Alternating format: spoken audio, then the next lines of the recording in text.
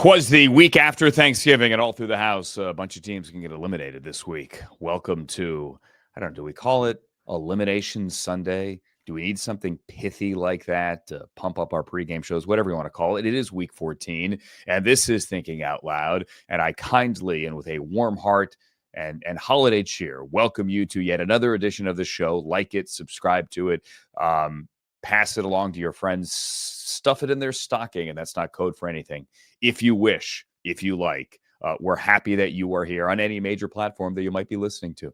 My name is Andrew Siciliano. Sam Betesh is here as well, and we will look at the Week 14 games that, as we like to say, mean something to us. There are other games that may mean something to you, like, for example, the Browns and the Steelers mean something to me, but we're not choosing to look at that game this week, nor the Eagles and the Panthers this week, which I know means something to Sam. We are going to stay in our lane and pick 5 other games that have more playoff implications.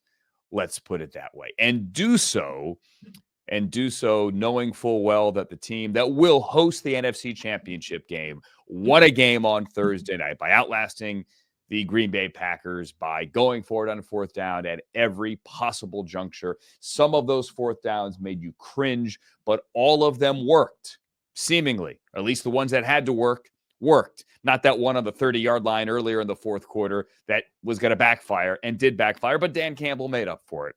Either way, it's fun. It's December. It's football. And Sam,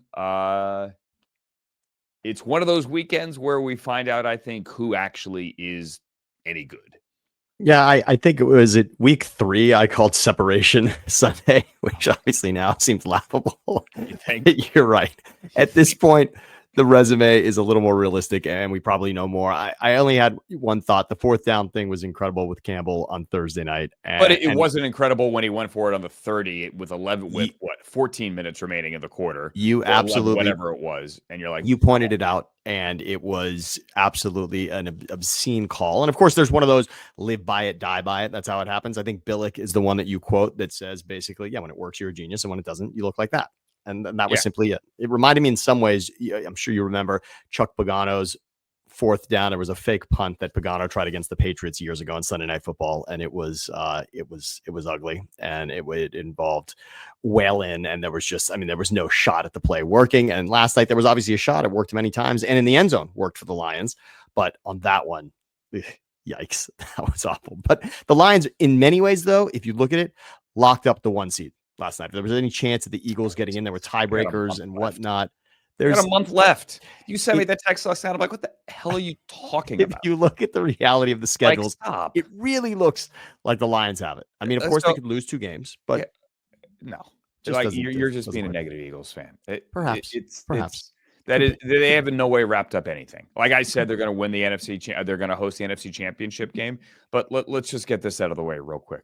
The Lions have no one left on defense, at least in their front 7. Their secondary, they got some guys, right? But their front 7, there's nobody remaining from training camp. Aleem McNeil left the game with a head injury last night. He's playing his tail off this year, by the way. Get to know him.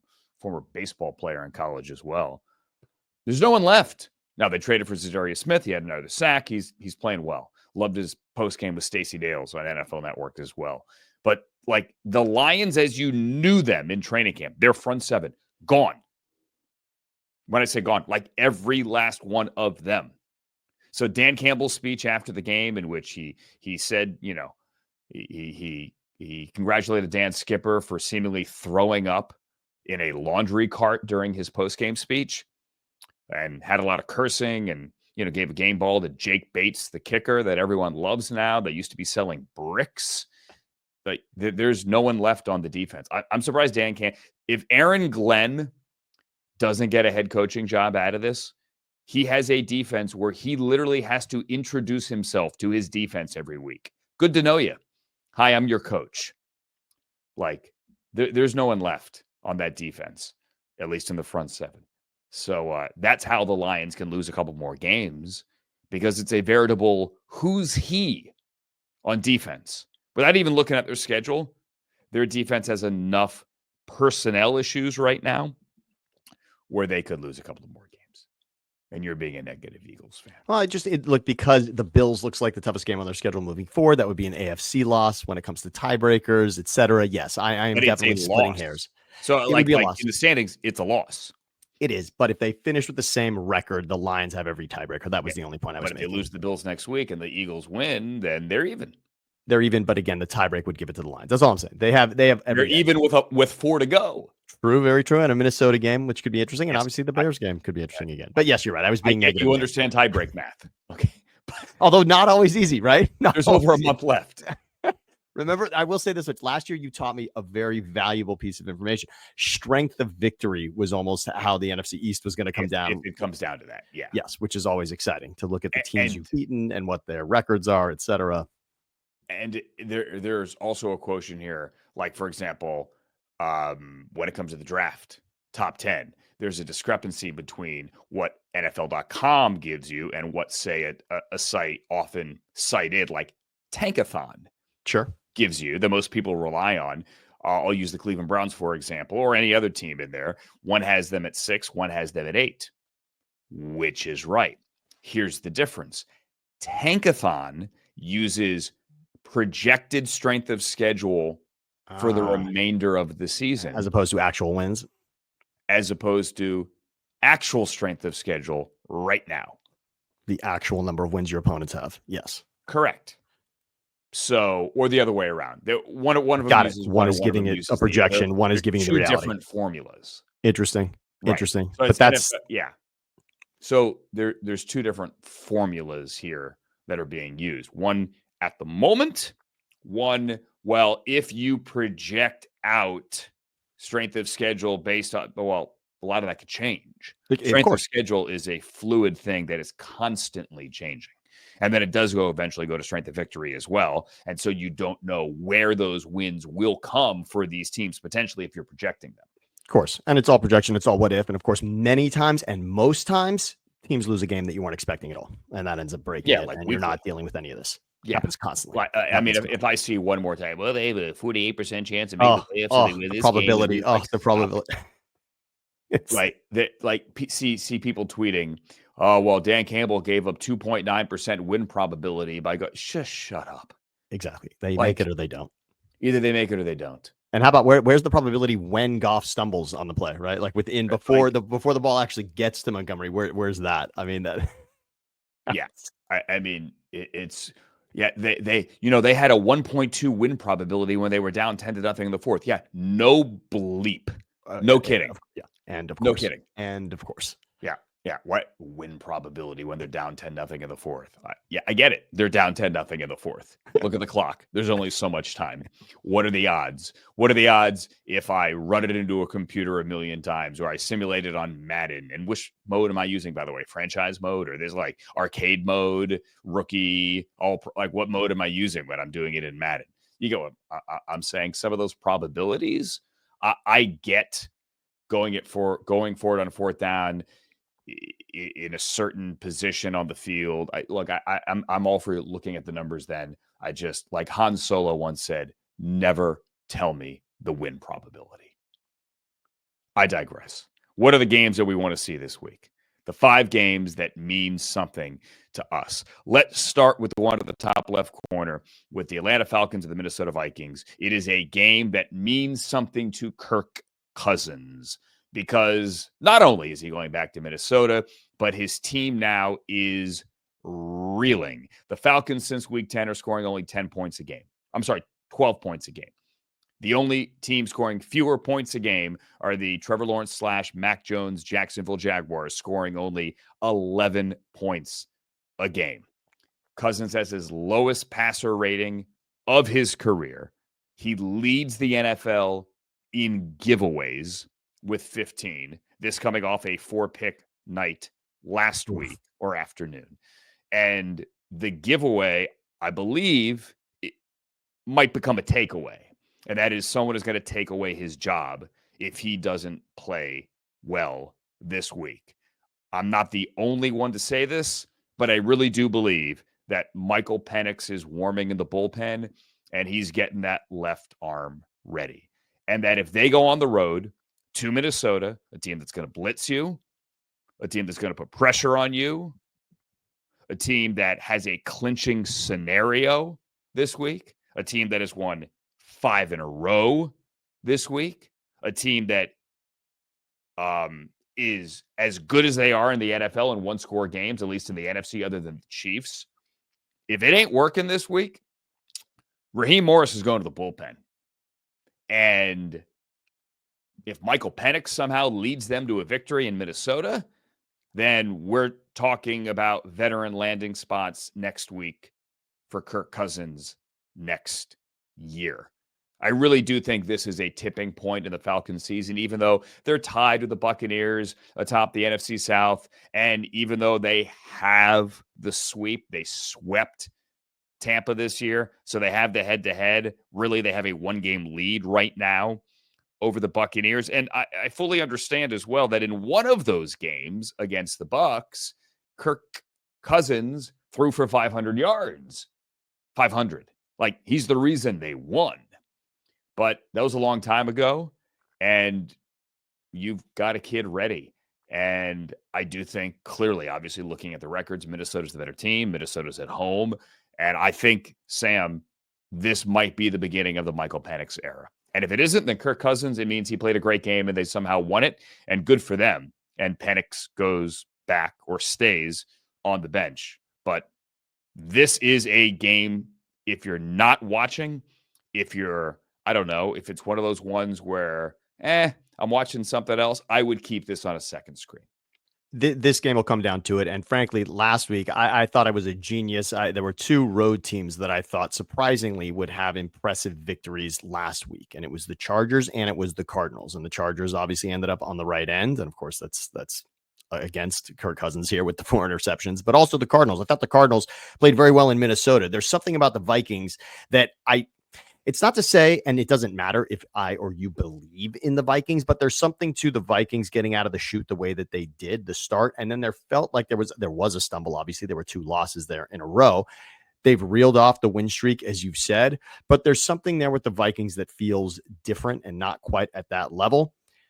Kirk Cousins also had a point this season where he was seemingly the guy and the comeback guy. And again, yes, the 500-yard game, the comeback against the Eagles, he has been that person that seemingly can get you into a spot to win any game. It happened against the Saints back when we thought the Saints were a great team. There was a great battle there where Koo ended up taking them to a victory.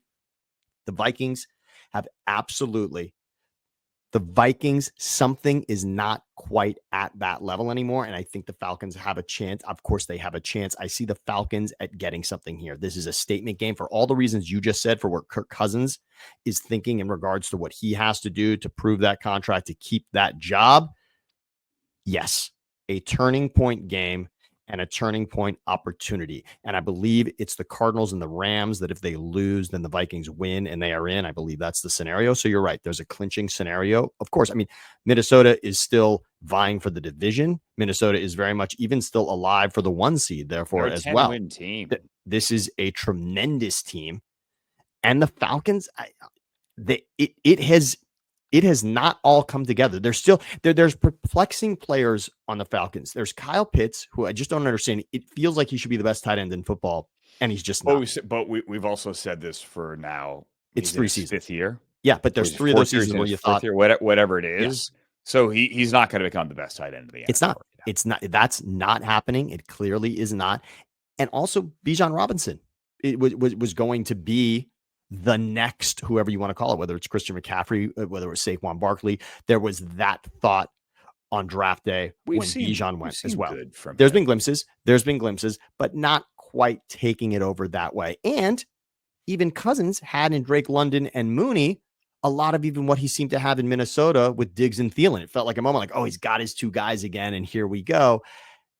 And somehow that has regressed. This just feels like that chance, this game, everything you said about Penix, etc. I expect not 500 yards or 497 like Jameis, but this will be a game where Kirk Cousins says the 4 interceptions are behind me. And by the way, last 3 games, 6 interceptions, no touchdowns for Cousins. The NFL and giveaways. Yeah, this feels not like the game, right? Not some other quarterback. No, Kirk Cousins.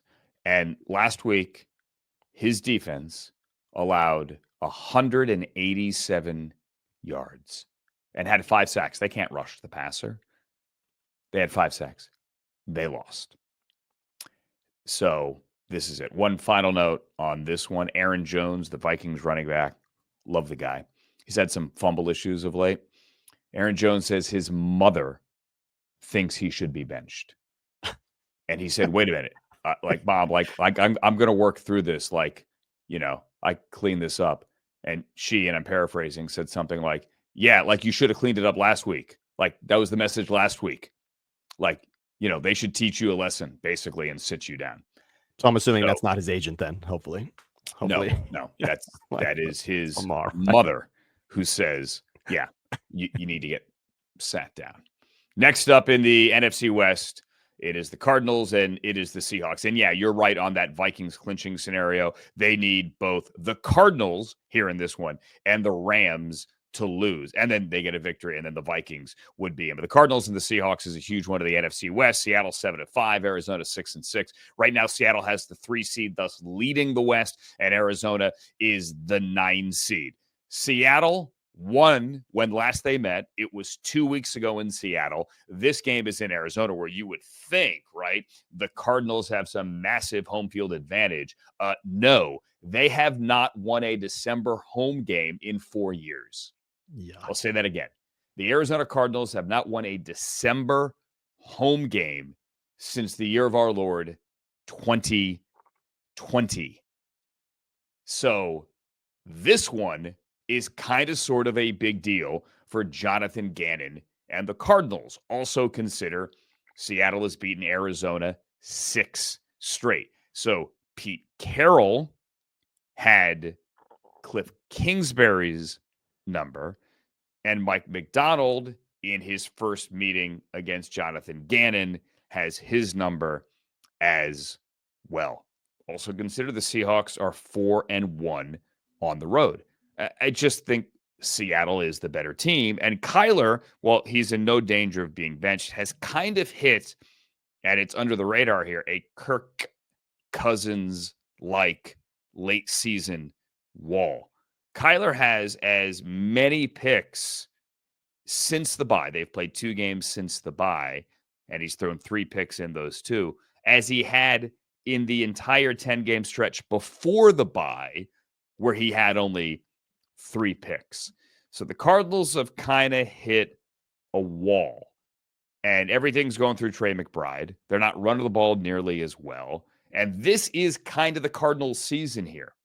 And it gives Seattle a huge opportunity to take a huge step ahead of everyone in the division by getting to 8-5. I'm not suggesting the Seahawks win this game, that they win the NFC West. But with the Rams at 6-6, Rams could get to 7-6, although they have a very tough game against the Bills. If Seattle gets to 8-5, that's huge. So Seattle's coming in here going, not that we're going to wrap up this division, but we're going to kind of sort of plant our flag in the NFC West with a month to go. And I like the Seahawks. I just think they're a better team. But I could sit here and eat my humble pie next week if Arizona rises up and if Arizona finally wins a home game. But one team loses at home and one team wins on the road. And if that's how you're going to display these 2 teams and present these 2 teams for me, I'm going to take the team that wins on the road. There's a lot of debate about best division in football. And frankly, this year, maybe there's not, because, AFC North, and thanks to Hard Knocks for giving us a little more in there. AFC North feels so special based on what happened last year in the playoffs. And this year, NFC North arguably is that division when you just look at playoff teams, right? That's the best division. But competitively, NFC West, almost on the other end, just for how close everybody is, might be the most competitive in regards to each team still really, truly having a chance to win the division. Feels like the Niners were a step back. Competitive mediocrity. Okay, and that's true too. And when you look at the win totals, that's what it is. But are they beating up on each other? That's part of it as well. And certainly Seahawks and Cardinals have done that. Still feel, and I know we'll get to that game, like the Rams can end up doing this, but you're right about the Seahawks having that track to maybe do it right now. Maybe this is that opportunity. When you look at the game 2 weeks ago, Cardinals, you said it, Trey McBride. Trey McBride, this is interesting. Did you know this? There's one tight end in the history of football who's had back-to-back games with 12 receptions. Was it John Mackey in the 50s? You would think so. And of course, you would think Kelsey, you would think Antonio Gates, you would think the guy we saw last night, Tony Gonzalez, but it's Trey McBride. Trey McBride's the only tight end ever. But this is the first guy to do this since the 50s. There you go. Exactly. So impressive to be in any statement where you're sort of only ever. That's a big one. And Trey McBride's got that. He's been the guy in that coming out party. I mean, granted, last season, he very much had that. But this season, his best game, arguably, is against Seattle. The difference is they couldn't get in the end zone. Arizona scored 6 points against Seattle 2 weeks ago. The quick turnaround on these division games, the way the NFC West has kind of eaten each other up, this feels like a split, just division teams splitting it on the road, that each team got the other one. This seems like the Cardinals did get in the end zone, obviously, and could not do that. And credit to Seattle in regards to that. But this feels like that one. You're right. Kingsbury's teams, and by the way, family member in Philadelphia pointed out to me also in regards to Kingsbury that Washington, if you look at their offense, has taken such a step back since week 9. There's this week 9 regression that happened with Kingsbury when he was in Arizona as the head coach. And it's happening offensively with what Washington and the Commanders are doing there as well. But obviously completely new regime there in Arizona with Gannon. The way the NFC West has gone as far as getting a stranglehold, doesn't feel like anyone's going to do that. McBride in the end zone on this one, still having a dominant game. That feels like the way this one's going to go. Trey McBride, also the Arizona Cardinals Walter Payton Man of the Year, presented by Nationwide, nominee. And if I could do a brief aside on that, there are 32 nominees, obviously, one for each team. It is the only award. First of all, it's the most meaningful award of the NFL. There's MVP, there's all DPOIs and all that, but this is the one that they put the patch on your jersey for. It is a big deal, and it is one that most players will tell you they care about more than any. I hate that we have to pick one, because if you've made it this far, it means that you mean something to your community and that you do give back so much that you deserve this honor. Any of the 32 can and should win. And after covering this award and interviewing so many of these great men for so many years, it kind of irks me that we have to pick one. So if a Walter Payton Man of the Year nominee comes up, it is worth noting. And here, Trey McBride is that man for the Arizona Cardinals, native of Colorado, now living in Arizona. All right. Let's go to the bottom there. Let's go to the Chiefs and the LA Chargers, who somehow won last week despite Justin Herbert getting sacked 5 times, and they only had 187 yards of offense in Atlanta. Those are the backwards numbers they were just talking about with the Falcons defense. The Chargers offense and the Chargers in the win column were eventually the beneficiary of those. The Chargers right now are the 5 seed. They're a wild card in the AFC West. The Chiefs, as you know, 11-1, the 1 seed, home field advantage for now in the AFC. This is a rematch from week 4. It was in LA. The Chiefs won 17-10. This may shock you. It won't. They were down 10-0 in that game. And it was a Chiefs, of course. It was a Chiefs comeback victory. They're already in the postseason.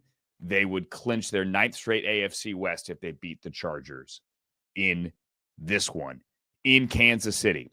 They have 9 comeback victories this year. 9. Not only is it more than any other team in the NFL in 2024, it is more than any other team had in 17 weeks, or rather 18 weeks and 17 games last season. So they already have more comeback wins this year than any team had in the entirety of last season. Mahomes has 6 game-winning drives in the fourth quarter or in overtime this year. 6. Nobody else has more than 3. So I am all on Team Harbaugh with motivating his guys. Both Ladd McConkey banged up, even though I think it's really cute that he gave everyone, did you see, Sam, a lunch bucket this week? I didn't see the bucket. He gave every Charger a lunch bucket, or like a lunch box, right? A lunch pail. A lunch box. Like we're old enough where we used to go to school with the metal lunchbox. Yeah, lunch not pail. the plastic Yeah, one, absolutely. the metal lunchbox. Yeah, right? With those clasps on the top that yeah. somehow that would often pinch your hand Oh, it hurt. Yeah, I got because my they finger were cut. actual metal, like my grandfather used to have on his workbench in the basement, right? He gave everyone a lunchbox, which is cute. It's going to work for at least a year, maybe 2. And then eventually you're going to have guys go, you gave me a lunchbox. That's like something to remember. It's like from Swingers. Like, I'm supposed to be impressed that she's got a backpack. She's wearing a backpack. Right. It's a good memento. Right. I mean, different era. That's a Totally great different line. era. A great line, though. It's a great line. But it's true. He gave them lunchboxes. Whatever Harbaugh is doing, God bless him, it's working. And Lad McConkey, as if he's not adorable enough, that is cute. I mean, he almost looks like the big head, the fat heads with the helmet running around on the small figurine. McConkey sort of looks like that running around on the field, but he has been, especially with Quentin Johnston sort of falling off, he has absolutely been Herbert's guy. Yeah, McConkey has made a difference. In fact, even did in that Chiefs game, he was the touchdown. Yeah, he's the only one. Maybe Quentin Johnston can get back on track. I hope for his sake. I hope that he can. The Chargers still do have the number 1 scoring defense in the NFL, and they have not led the NFL in scoring defense since 1961, which was their first year in San Diego. Fun fact, they started here for 1 year and 1 year only, and then moved to San Diego. So they had 1960 in LA, then moved to San Diego, and then returned to LA with not a lot of fans. But they are getting a lot of wins now. They are 8-4. And if the playoffs were to start today, they don't. The Chargers would be in. You keep waiting for Kansas City to find a way to lose one of these. I just don't see it. I just don't. I keep wanting to be. I keep chasing this idea of being right on certain things. It's really something I got to get better at. Convincing myself the Cowboys are a good team, considering the Niners are in that as well. The Chargers are better than both the teams I just mentioned, and likely are a playoff team. And yes, I said that and want it to continue to be true. They actually don't have to beat the Chiefs to be a playoff team. That's just fine. And as I said last week, you pointed it out. The Chargers are sort of beating the teams they are supposed to and losing to those that are just the teams that are the playoff teams. They were losing to all of them until they were able to pick Kirk off 4 times and beat the Falcons. And even then we were saying, are the Falcons a good team? We're not exactly sure. The Falcons are 1-5 against good teams this year. So 1-5 against teams with winning records. And there you go. And that's a divisional win, I believe, against Tampa. If we're calling Tampa a good team as well. And the Eagles, that's their one. Actually, it's against the Eagles for the Falcons. That is, but that 10-0 lead a few weeks back, more than a few weeks back at this point, it evaporated, and the Chiefs did what they've done to nearly every opponent this season. It was simply being the better team in the fourth quarter, bleeding the clock on the Chargers. Chargers simply were not able to get the ball back from the Chiefs at the end of that game. And I believe it was even with 5 minutes to go. It was one of those where maybe they could go for it, maybe not. Oh, they're clearly going to get the ball back. And the Chiefs got the first downs they needed. And that was that. They simply bled it out. And that's what the Chiefs have done to most everybody. Chargers and Harbaugh are going to have a say. Eventually, this is going to be an awesome rivalry. I actually see this the same way you do. I just see this as, the Chiefs have had so many close ones. It feels like the Raiders was that shot. And again, in the division, obviously Denver lining up for what seems like a game-winning kick. Raiders, essentially, they never got the chance to line up for that game-winning kick, but they were doing that as well. And maybe the Chargers' best chance was being up 10-0, and now that's it. By the way, what did you think? I know you had said it, but in regards to that snap with Aiden O'Connell and what was happening against the Chiefs in regards to that play that ended Aiden that O'Connell game. was clapping his hands, and he was trying to tell his team to hurry up. But when you clap your hands, that tells the guard to tell the center to snap the ball. The only issue is the official running in and clearly saying illegal procedure and blowing a whistle. My only issue if I were a Raider fan, and I'm not, thank God, would be, was the fumble recovery, did anyone from the Raiders not fall on the football because they heard a whistle? No one has suggested that. I don't like the mechanism, so to speak, of the mechanics rather of how the call went, but they did get it right. And again, falling on the ball, you just always have to fall on the ball, because at the end, when those balls, this happens a lot when you see players letting go of the football right before the goal line, and then maybe no one gets it or goes out of bounds. They follow that ball to determine what's actually happening. And if it's short, did someone actually recover the ball or not? And that's what happened at the end of the game. I believe it was Chris Jones who got the ball. If I heard one Raider go, listen, I didn't fall on the ball because I heard a whistle, then maybe I'd have an argument, but I haven't heard that. No, it hasn't at all. And one other thing, just running game wise for these two teams, J.K. Dobbins being out feels like that's going to be a big difference here. And he's been such a special player for the Chargers, and also last week. But yeah, and remember, Pacheco back for the Chiefs and sort of sprinkling him back in, but Pacheco looked good last week for the Chiefs. And of all the things that didn't look good, Pacheco did. And so that could really be the difference here also.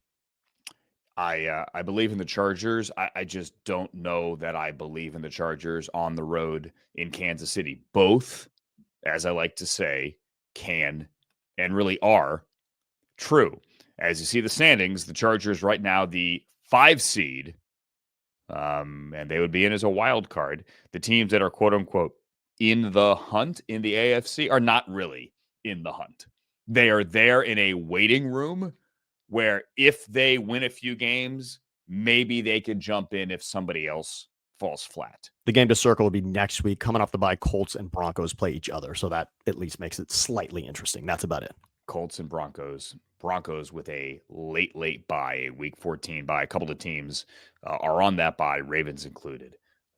Latest bye in the NFL. All right, next up, let's get the Bills and the Rams in here. This one, and I can't believe I'm saying this, truly does mean more for the Rams than it does for the Bills. I know Bills fans say, wait a minute, we're the best Bills team we've ever had. We're coming off the snow win. The Chiefs may falter against the Chargers. Yes, but you've already won the division. I get it. This is a West Coast trip after a snow game. Maybe you get your best game. I don't know. Something in my gut tells me we're not going to get the Bills' best game. The Rams need this one and need this badly. It's also a really lazy way of looking at a game. Who needs it more? It's the most push-button BS sports talk radio thing ever. Who needs it more? But if the Rams are going to win the NFC West, which is their clearest path to the playoffs, they have to win this game. AFC loss, NFC loss, I don't care. They need this game. It's going to be a Bills crowd, not like all Bills fans, but the Bills were here 2 years ago to open up the 2022 season after the Rams had won the Super Bowl. That place was all red and blue. I assume there are going to be a lot of Bills fans here as well. They're the 2 seed in the AFC. Obviously, the Rams are the 10 seed in the NFC. Buffalo's won 15 straight regular season games in December and January, dating back to 2021. The Rams have some O-line issues. They have injury issues. Jared Verse tweaked an ankle on Thursday. Tyler Higbee still is not back, and he's not going to be back for this game. I know some had theorized that maybe he could be back for this game. That is not going to happen. The Rams still have 3 division games left, including this coming Thursday on a short week. They have to go to Santa Clara and face the 49ers, who I think are going to lose this week. More on that in a second. So Rams can't fall to 6-7. If they do, they're not out of it. But this would be huge for them if they could get to 7-6. Their offense just really isn't doing a lot, save for some Matthew Stafford heroics. Although they did get the run game going a little bit last week. They need to get everything going in the first quarter this week. They cannot start slowly. If they start fast, I honestly think they can win this game. You know, it's that Miami game that is the head scratcher in all of this for the Rams. The Rams looked like they were on to something. I think you were at that game Monday Night Football. Yeah. It was the Rams hosting the Dolphins in a game that at that time, the Dolphins, even though they had Tua back, did not quite look like they had it all together. That might be the most complete win for the Dolphins all season, was in LA. And this feels like for the Rams, yeah, we got to erase that with this. We have to replace that. And when you were looking at the schedule, it was sort of, okay, win against Miami, loss against Buffalo, maybe for the fans looking at it that way. But this is going to have to be for them. And yes, it doesn't matter who needs it more, as you've said many times, but this feels like the game the Rams need now because of that. Had they beaten Miami, maybe a little less, but that did not happen that way. The Rams have shown moments. The Rams had the Lions absolutely beat week one. They were look, Right, they were that was decimated. 6 years ago. It was a long time ago. But remember, the Rams had the lead in Detroit, dropped an interception that would have put the game away, stepped out of bounds to allow the Lions another timeout, and then missed wide open Cooper Kupp on a 3rd and 10 that would have salted the game away. They had that game. It didn't happen. And of course, every season has those moments for teams. This now has to happen for them. Unfortunately, Bills and Josh Allen, regular season, December and January, 20-2. You can say that number doesn't matter. I think it matters more than the number we threw out last week in regards to Lamar against the NFC. That feels like more of a coincidence in some ways, although you pointed out They've won 15 straight this time. That means late in the season. That's not just talking about cold and at home. 20-2 is a pretty significant number there for McDermott and that staff.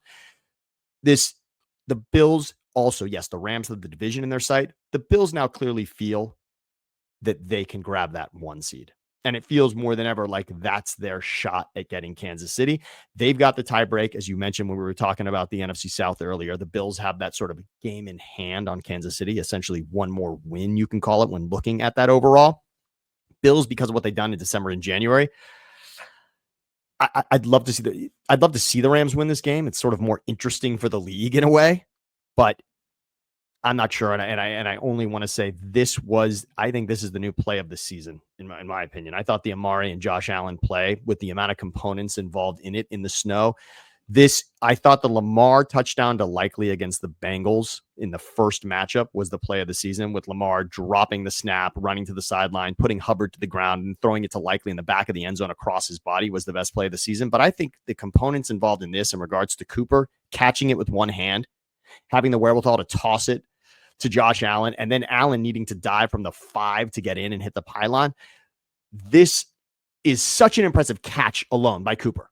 He sticks his arm. I mean, that ball is just sailing out of bounds, and he's able to tap it back to himself. And then to give it to Allen and have Allen complete the play into the end zone against the Niners. I'm sorry. I just think that's the play of the year for me. It's the fun play of the year. Sure. Okay. It doesn't compare to the individual effort of what Lamar Jackson did against the Bengals. There's this is like, oh yeah, it's fun. Amari, like they asked Amari, why'd you give it to him? Because he wanted it.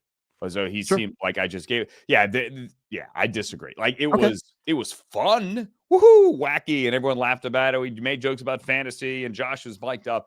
It brings a smile to everyone's faces. The Lamar play was like a holy heck, that man is not normal. I just thought the amount of people involved. Yeah, I thought the amount of people involved in this one is just so interesting because of everyone that it takes, because of Lamar. Don't you agree? There's a difference. Like, individual amazing effort. Like, yes, that it's going to be on his Hall of Fame reel. Athletic prowess. Yes. The Lamar play is without question. This is just goofy fun in the snow. In the snow, yes, but it also, the fact that he completed it with getting into the end zone. And again, because of I don't throw away how great the catch is by Amari. Also, that's all. I just want that to be pointed. You could also argue they should have blown forward progress. Should have been blown back. I was really thinking that in the moment. I thought Amari was stopped, and in the snow, I thought they were really going to protect him. He was stood up by 3 guys. It was over. That play was over. And in the snow, you were right. I mean, that's more of a chance for guys, et cetera. Yeah, but yeah, it's a fun play. It was that. It was absolutely fun. It was fun. And then the final one, the Bears here and the 49ers, who have now thawed out, and they come back home from Buffalo without Christian McCaffrey, without Jordan Mason. Obviously, tragic what Trent Williams and his wife going through right now, the loss of a baby, stillborn, just heartbreaking. Absolutely heartbreaking. And we send our best to his family. Trent Williams, one of my favorite people in the league, hands down.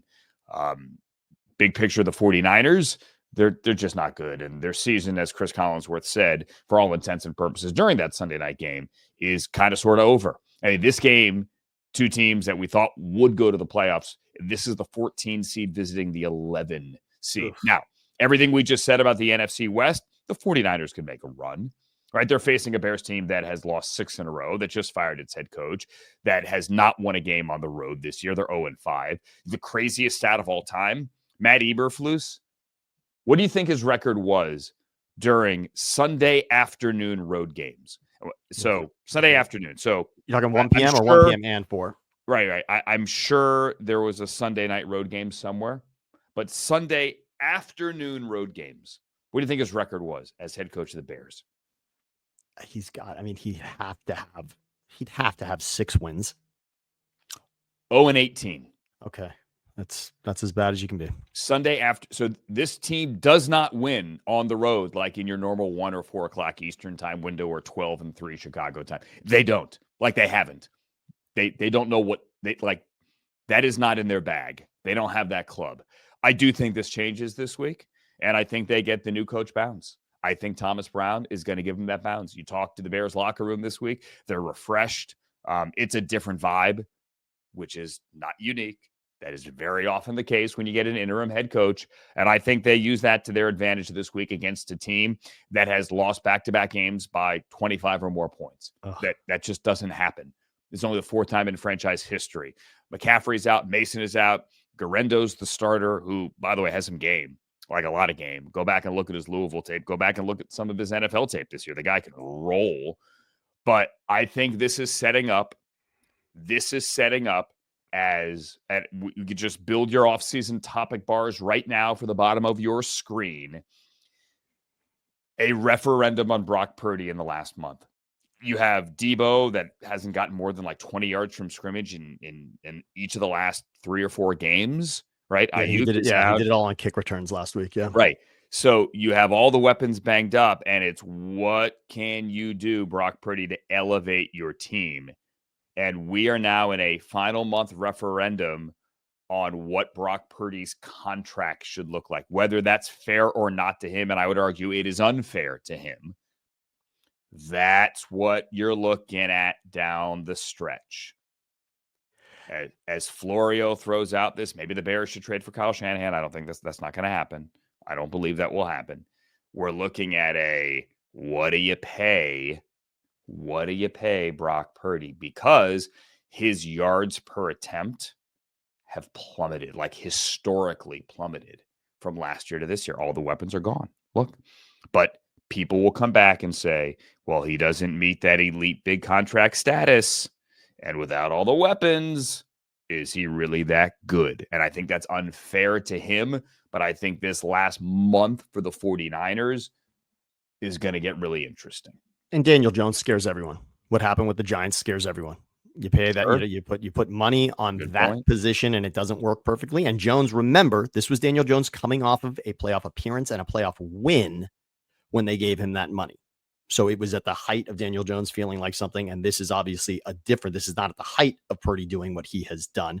And remember, the last time these two teams met up, this was in Chicago, but that was Trey Lance versus Justin Fields, an ugly loss for the Niners. And that was actually the end of Lance. That sort of was the beginning of Purdy going on the win streak and making what was then an NFC Championship appearance run. They didn't make it to the Super Bowl that season, but it was Purdy magic sort of happened from that.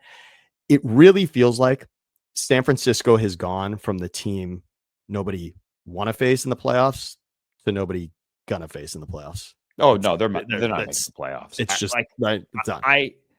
Again, this is not an I told you so. I just haven't seen it all. The Niners have 2 kinds of seasons: a go to the Super Bowl season or an everybody is hurt season. Now, sometimes they've had a go to the Super Bowl fighting through all the injuries, especially a quarterback. We've seen that before. But this is one of those everyone is hurt season, and they're not doing it. And many times they've turned it around. Many times they've been in that 4-3 area on the season, even 3-4, and then made a run to the NFC Championship. This just seems like too much of an uphill battle. It's simply not going to happen. One other number here, the last one on this. Niners red zone defense. Teams are scoring on 70% touchdowns on 70% of red zone appearances against the Niners. Worst in football. So again, you're thinking about the Niners, you're assuming defense, and yet it has absolutely not been there defensively for these Niners. And they haven't had a takeaway recently. So their last 4 games, the Raiders the last 3 years have been historically like the worst team of the NFL when it comes to takeaways. Like historically bad. The Niners have 1 takeaway the last 4 games. Only the Raiders have fewer, which would be 0. So it's not just Brock Purdy and all the offensive pieces banged up, including the left side of the offensive line, right? It is everything kind of sort of falling apart for them. I'm not dancing on the Niners' graves. Please don't misunderstand me. I just don't see it coming together. And it's going to be a really interesting offseason because everyone points out how much cash the Browns have spent. Look at the 49ers cash spent, including during the season, locking up Jamador Lenore, well-deserved. But this team is an expensive team, and it's a team that hasn't gone anywhere for a litany of reasons this year. I think the Bears win this, and I think they get the new coach bounce here. And as much as Caleb has been kind of sort of part of the issue, he hasn't turned the ball over.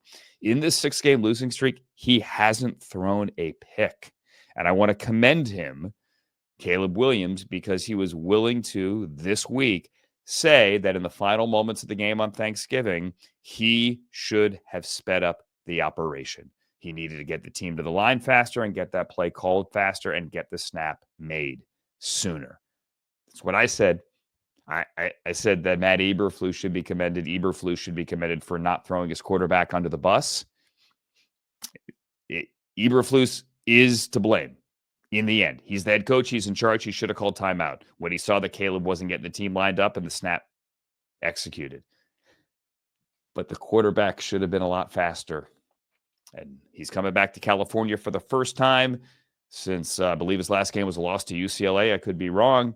Caleb Williams is back, and I think the Bears are going to win this one and get that bounce. And that's I'm it. with you on that. I'm with you on that in regards to the Bears. I'll stick with you. I just don't see anything from the Niners right now. And Andrew, before we go, I just wanted to ask you if you knew what this was. No, please take it off the screen. No, I don't like mayonnaise. Do you understand what this is? No, I don't, because I don't want to see it. I know it's mayonnaise. Take it off the screen. This is drinkable mayonnaise. I'm going to cover the laptop. I'm covering it. So it looks like a soda can. I'm not looking and at you it. Pop it open and pour it. It's sort of the worst version of what you would consider maybe coconut milk to be. This is the most foul thing I've ever seen in my life. I had a friend who just came back from Japan, and he discovered this in many of the markets, drinkable mayonnaise. So just pop one open, refreshment, mayonnaise. As disgusting as you think mayonnaise is, you know that I agree, right? I think mayonnaise is it still on the screen? It's still on and it's pouring right now. You can still get a glassful if you'd like. Could you take it off the screen? I will now remove it, but I just wanted you to know, have you ever seen anything more foul than that in your life? Is it off the screen? It's off the screen. I am back, which may or may not make you happy, but it's off the screen. The mayonnaise is gone. I'm looking. Okay, it's off the screen. You guys crack it open and pour one? No.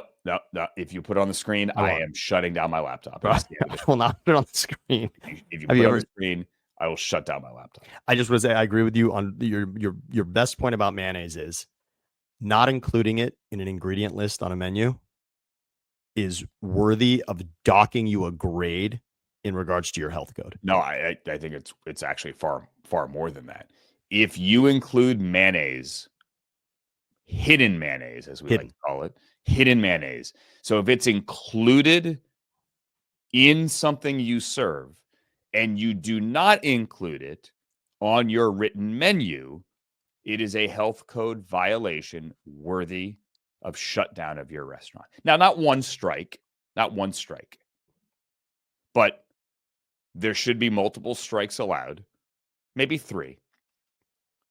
And if you do that 3 times, you lose your business license. You are no longer certified. Yeah, you're being irresponsible. You're being irresponsible to your diners and your customers.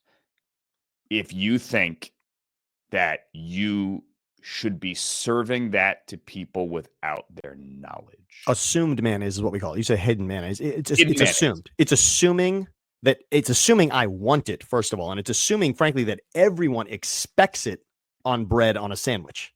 And it is not. I mean, bread on a sandwich, that's the easiest one. Like if you put but it's there constantly when you haven't asked for it. It's beyond. It's like little things like if you're going to put your chipotle or wasabi or whatever aioli on top of something, and you don't tell somebody,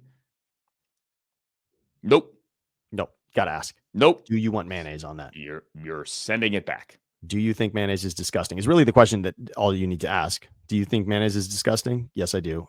Please just put it somewhere else. And drinkable mayonnaise, which this was, I will not put it back on the screen. I just don't even understand how that's green lit anywhere for anything.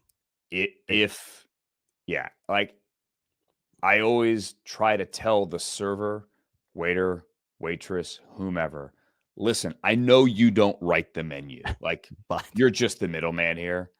So I'm sorry to put this on you. And undoubtedly now you're going to have to go back to the kitchen. The people that are in the kitchen are going to be angry at you or angry at me.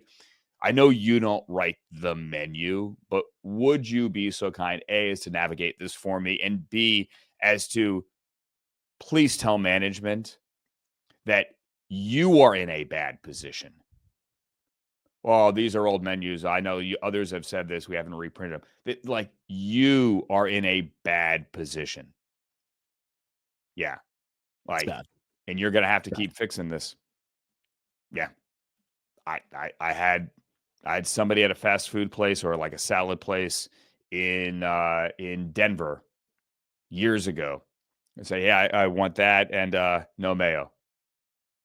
There's no mayo on it. I'm like, it says aioli. It's like, well, sir, that's not mayo. I went, yeah, it is. It's like, okay, so no aioli? Like, please, no aioli. Okay, here's your ticket. And then the kid looks over his shoulder and he goes, by the way, I know. It's the same thing. Mayo and aioli are the same thing. I go, then why did we just go through that? It's like, because the boss, like, they tell us that we should say that. I'm like, excuse me? Like, yeah, I know it's the same thing, but they say it's not. And they say, so I'm like, what? Like, so they want to prepare a meal that they will likely have to remake by having you argue with me the difference between mayo and aioli. Like, yeah, I know. It's the dumbest thing ever. I'm like, okay, man. Thanks for being honest. That's a true story. Fun. I'm sorry for both of you in that situation. Yeah, I am too. I'm like, why are we having to go through this? Anyway, that is it. Enjoy week 14, everybody. For Sam, I'm Andrew. Don't eat mayonnaise. So long.